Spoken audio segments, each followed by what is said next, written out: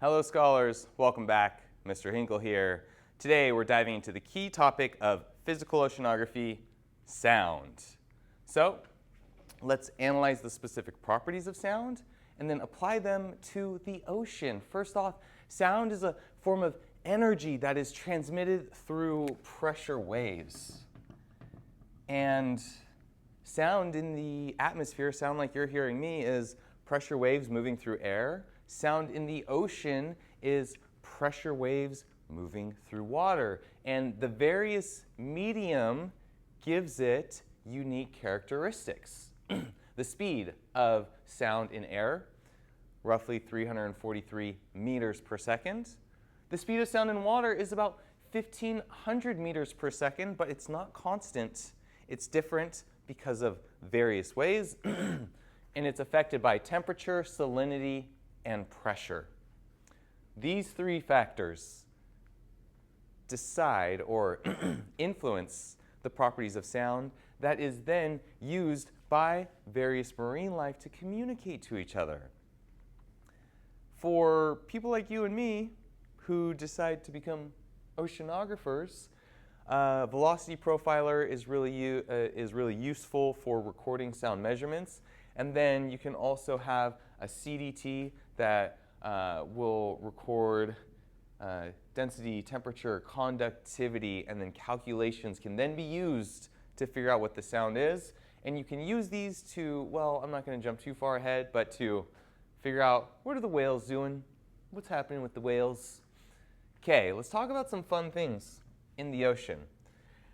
So sound is going to travel approximately 1,500 meters per second. What's going to happen here, though, is there is a very distinct band in the ocean with properties that cause sound to travel at its fastest. So there's a vertical structure in sound speed where sound is highest at the surface, high in the deep ocean, and then it's lowest between 500 and 1,000 meters. But the sound waves that are emitted do this very fun thing. This is called the SOFAR channel, sound fixing and ranging, right? Okay, 600 to 1,200 meters. And basically sound waves that are traveling will reflect off this upper boundary and lower boundary and travel for really long distances.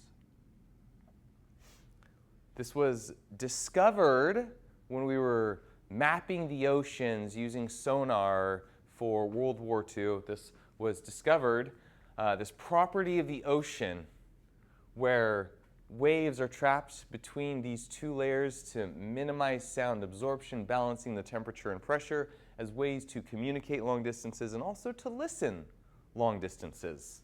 So, cool feature of sound number one, SOFAR. Cool feature of sound number two, sonar. Sound navigation and ranging. This is why we understand what the bottom of the ocean looks like. The bottom of the ocean is not flat. And although humans have not been to the bottom of the ocean all over, we have mapped it by sending boats across the ocean, recording transects, interpreting the data, right? Distance, velocity is distance over time. No. What is it?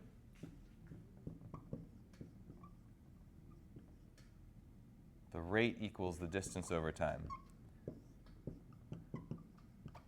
So, using this simple equation, we can send a boat across, dragging an instrument in the water that records the time, and we know the rate to get the distance, which allows us to come up with a profile of the ocean bottom. We use it to map the seafloor, the military uses it to detect submarines, and then also, this is how a fish finder works. You're just cruising along in your boat, going deep sea fishing, and then all of a sudden, you're on a school of fish. The sonar sees that, and fish on. So, sonar is really important for understanding how the shape of the ocean looks, and then also sound can be really important for understanding patterns of animal behavior in the ocean. So different animals in the ocean will emit sounds at different frequencies. Marine mammals use sound to communicate. They also use echolocation, which is basically their own form of sonar where they emit sounds and wait until those sounds reflect back to locate prey and navigate. Fish and vertebrates use it for mating, territory defense, and schooling. And whales can be tracked because their sounds emit long distances, and we can understand the distribution of various whale species by just knowing where they are by listening. This is a job too. You could be a whale tracker and drop some hydrophones in the water and listen in, see where all these whales are at, and then map the distribution and abundance of different species across time. The oceans are actually pretty loud. Who would have thought? All that ocean making noise. Well, there's the noise of marine life, but then there's also the noise of humans in the form of shipping, in the form of hydropower, in the form of extraction of natural resources that can impact the natural sounds made by various marine life. And so this is a current issue in marine conservation of how do we minimize the additional sounds that are negatively impacting whales and sharks and other types of marine life. So sound is an important physical property. Animals have evolved to utilize sound. Humans have evolved to utilize sound in the oceans for a variety of uses, including navigation, communication, territory, defense, and so on. Thank you so much. I'll see you again.